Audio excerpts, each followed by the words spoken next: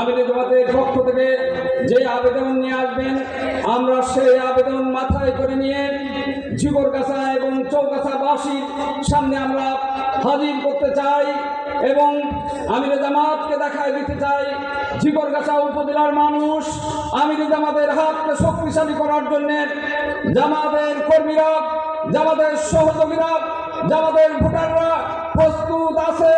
পূর্বে যেমন প্রস্তুত ছিল এখনো তেমন প্রস্তুত আছে বলে আমরা আজকে মেহমানকে জানাতে চাই। আপনারা রাজি আছেন?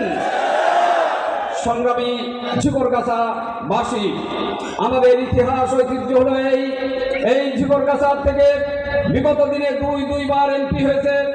একবার এমপি হয়েছিলেন জনাব মকবুল হোসেন, আজ পর্যন্ত বেঁচে আছেন এবং তিনি সততা এবং ন্যায় পরায়ণতার প্রতীক হিসাবে এখনো পর্যন্ত তিনি ঝিকরগাছা বাজারে পায়ে হেঁটে ভাঙা একটা সাইকেলে ঘুরে বেড়ান।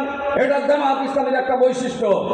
আর একটা বৈশিষ্ট্য আমাদের মুহাদ্দিস আবু সাঈদ, সততা এবং ন্যায় পরায়ণতা কাকে বলে আমৃত্যু দেখা দিয়ে গেছেন।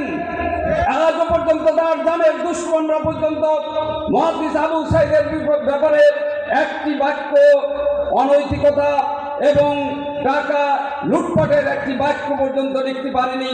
এটা বাংলাদেশ জামাত ইসলামীর গর্ব, এটা ঝিকরগাছা উপজেলাবাসীর গর্ব বলে আমরা মনে করি।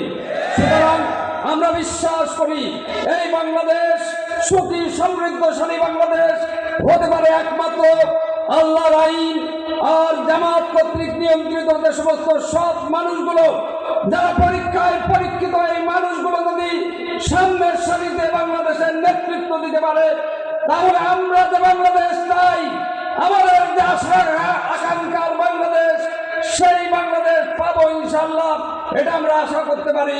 সুতরাং আমরা মেহমানদেরকে এই আশ্বস্ত করতে পারি যে ইনশাআল্লাহ মোবারক ভাই, আপনি যাকেই আমাদের সামনে আজকে হাজির করবেন, আমাদের কর্মী, দায়িত্বশীল এবং ঝিকরগাছাবাসী সেটা মাথায় করে নিয়ে ফিরে যাবে।